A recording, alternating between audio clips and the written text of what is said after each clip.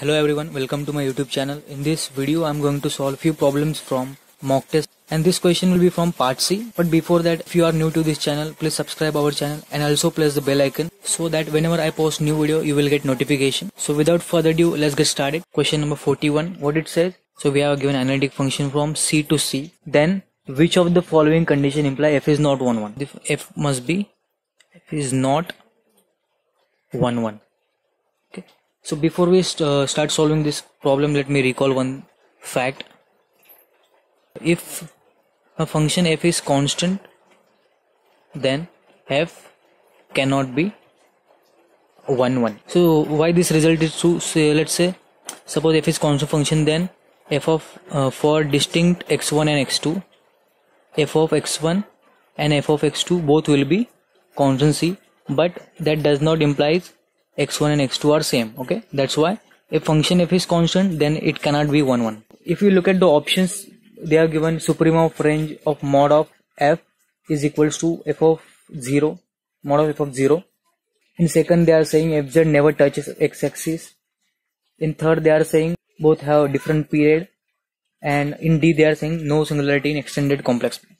So in option A, they are saying what they are saying: supremum of range of mod f is equals to f of 0. Okay, means what? A range of mod f can be at most f of 0. Okay, means what? Mod f of z can never exceed f of 0, and this will happen for all z belongs to complex. Okay, now let's look at one more thing.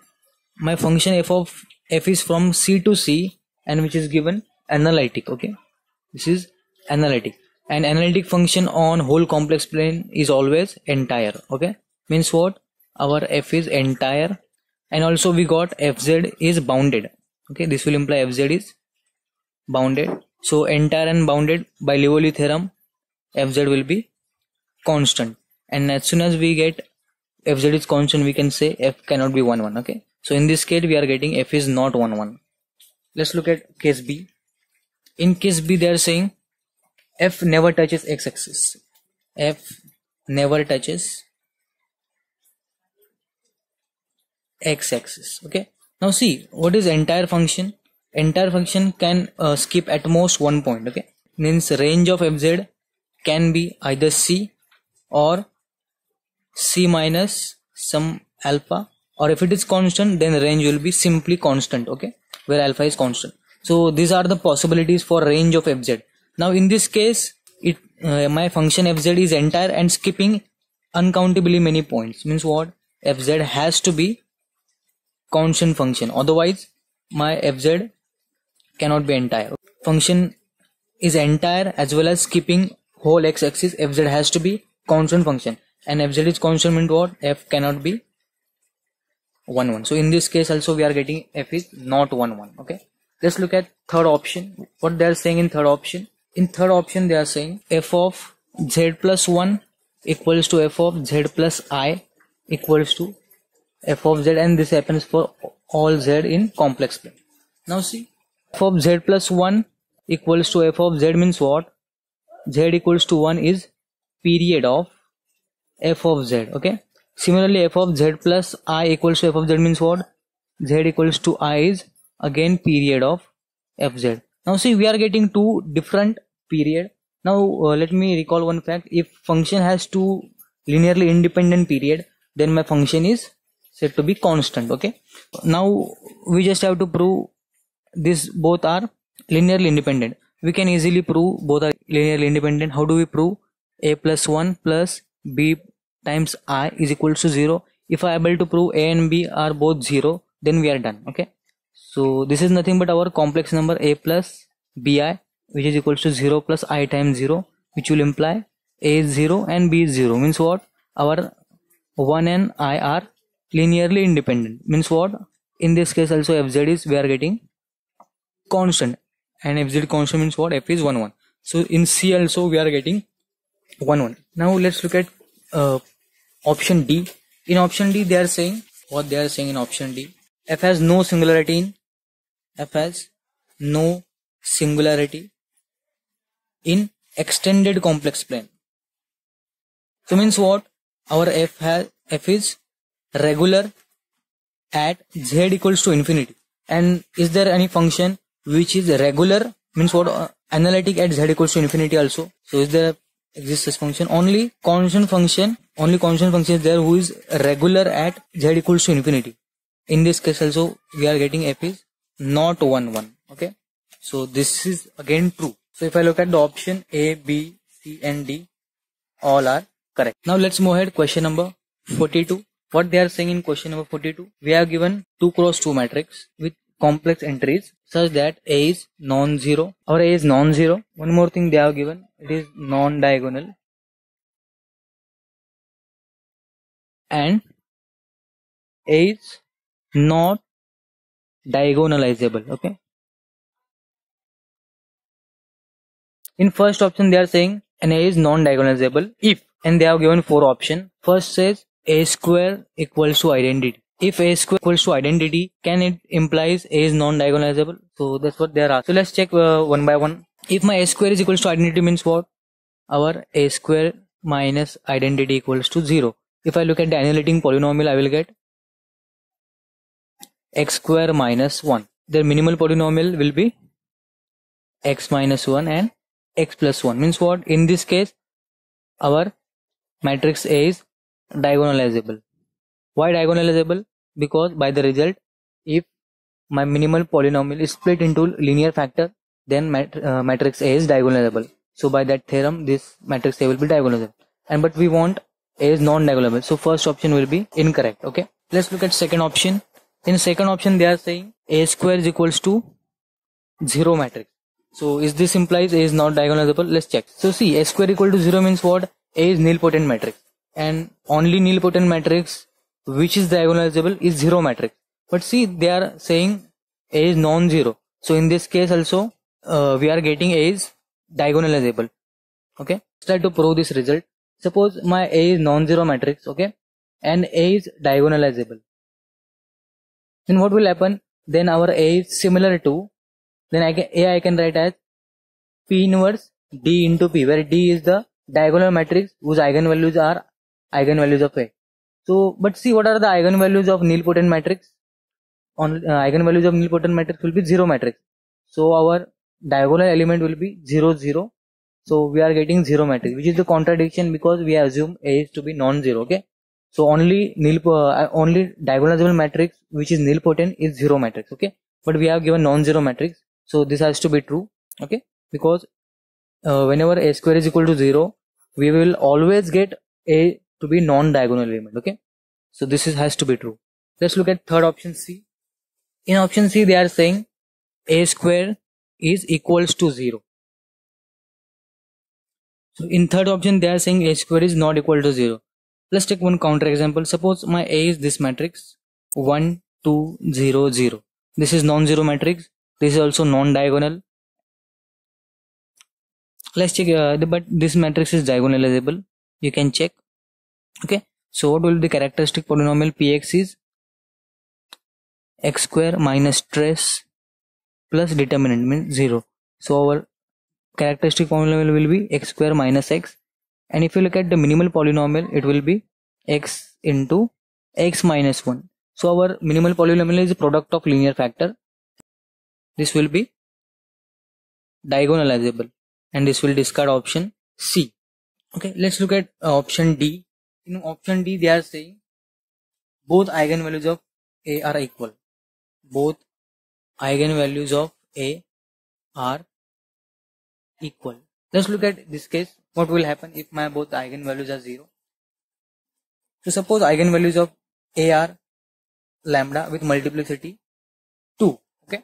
Then what will be the characteristic polynomial? This will be the characteristic polynomial. Px will be x minus lambda square. Okay. Now look at carefully. My matrix is given to be non-zero and non-diagonal. Means what?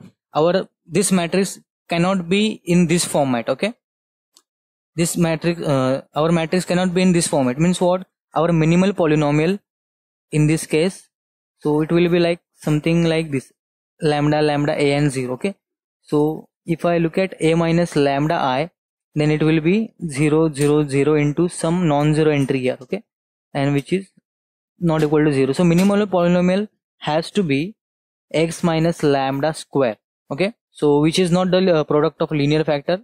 So in this case our A is not diagonalizable, okay, so option D has to be correct. If I look at the option A and D are correct. A and D are correct. Next question, question number 43. In what they are saying in question number 43, we are given one transformation R3 to R3, and this is linear operator,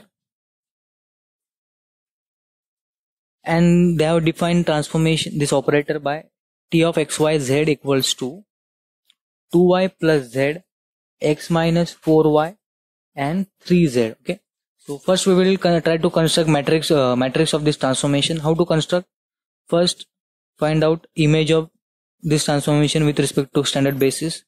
So if I look at the standard basis, I will get 0 1 and 0. What will be the second entry? 0 1 0 is equals to, we just have to substitute y equals to 1, rest entry 0.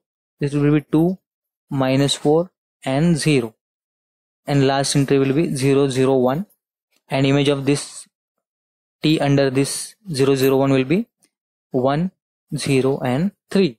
If I try to construct the matrix with respect to the standard basis, it will be, so how to fill this matrix? You just write down the images of this T under standard basis as a column. So first column will be 0 1 0, second column will be 2 minus 4 0, and third column will be 1 0 3. So we have constructed the matrix of this transformation. Now let's look at the option. What they are saying in option, they are talking about trace, determinant, and 1 1 and ontoness of this transformation. So see, let's try to find out trace of this matrix. So trace of the transformation will be what? 0 minus 4 and 3. So it will be minus 1. But they are saying it is minus 4. First option will be wrong. Okay. In option D they are saying about determinant. So what will be the determinant of this matrix? Determinant of T. So let's try to expand by this element. Minus 1. If I hide second row and second column, it will be 6 minus 0. It means what? Minus 6. But they are saying it is 12, which is also wrong. Okay. Let's look at other option, whether T is 1 1 and on 2. Now see, our determinant is non-zero, means what? Our T is locally invertible. Okay. So invertible means what? Our T map is bijective, and bijective means what? 1 1 and on 2. So T is bijective, which implies it is 1 1 as well as on 2. Okay. In option they are saying T is 1 1, which is correct. Option B is correct. Option C they are saying no, T is not on 2, which is false. Okay. So only correct option is B. So B is the only correct option. Let's try to solve a next question. Question number 44. What they are saying in question number 44, we have given 4 metrics and they are talking about whether they are metric or not. Okay. Let me recall one result. Suppose I have a metric dxy which is equals to x raised to n minus y raised to n. This is metric only when our n is odd. Okay. Now if I look at the options, A and C going to be metric. Okay. Let's look at B and D. So if I look at B, now see, in order to D become metric, what condition D should have fulfilled? First is D must be non-negative. Second is D must be symmetric. D must follow triangle inequality. Okay. So we are going to use only first non-negativity condition. See, in B they are saying minimum out of x and y. Okay. If I consider two elements which are negative minus 2 and let's say minus 3, then the minimum will be minus 3, which is less than 0. So non-negativity fails here. So B cannot be metric. Similarly, if I look at D, in D they are saying max out of x comma y. If I look at the same x and y, then my maximum will be minus 2, which is also less than 0. So in this case also my metric is fails to be non-negative. So this is also incorrect. So only correct options are A and C. Okay.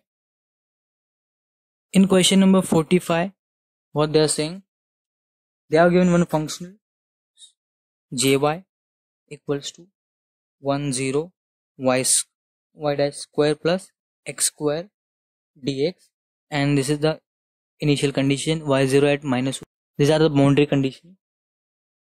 Y at 1 is 1 on y equal to 2x minus 1. And look at the option. They are asking about whether it is weak minimum. This has weak minimum, strong maxima, and strong minima. Okay. How to handle this kind of question? We have to use Weierstrass function. And what is the Weierstrass function?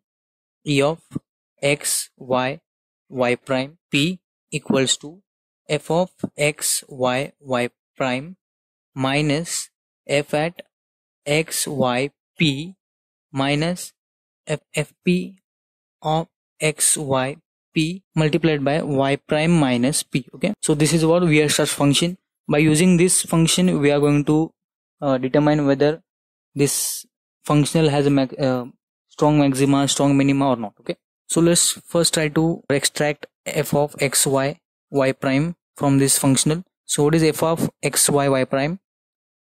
Y prime square plus x square. Okay.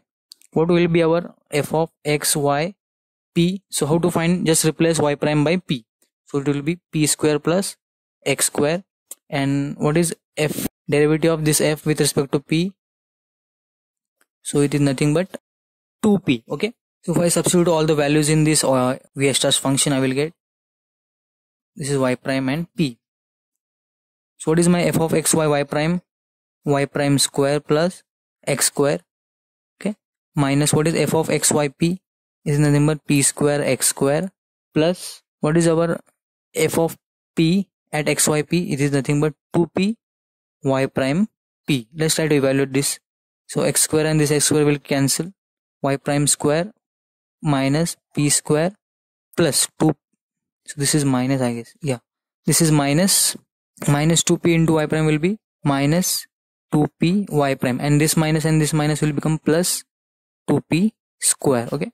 So if I solve it further, I will get y prime square minus 2p y prime plus p square, and which is nothing but y prime minus p to the whole square. Now see, this will always be greater than equal to 0 for any choice of y prime, for arbitrary choice of y prime.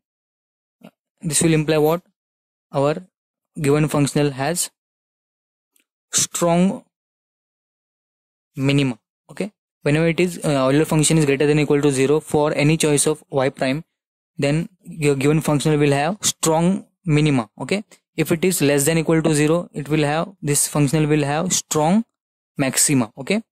And if it is have strong minima, then obviously it is also have weak minima. Okay. So if it has strong minima, then it will obviously will have weak minima also. So if I look at the options, I will get A is correct and also C is correct. Okay. So A and C will be the correct option.